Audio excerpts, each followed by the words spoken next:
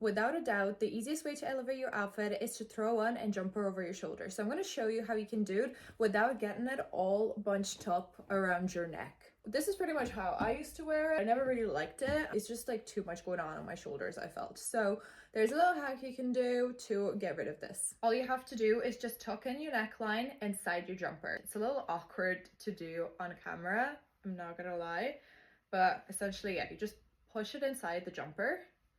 And do this all the way down to your shoulders, otherwise it's going to look a little bit funny when you put it on. So yeah, just keep tucking it in, like roll it inside all the way to the top of your shoulders, like tuck it all in. This is what it's going to look like. All you do then is just put it on, and you can see where we rolled in, this gave it a really nice fold here and prevented all this excess fabric buildup around your shoulders. And this is what it looks like from the back. I just think that this way the jumper looks a little bit more tidy, and I also noticed that it doesn't actually slide off my shoulders as much. So yeah, I really like it. What do you think?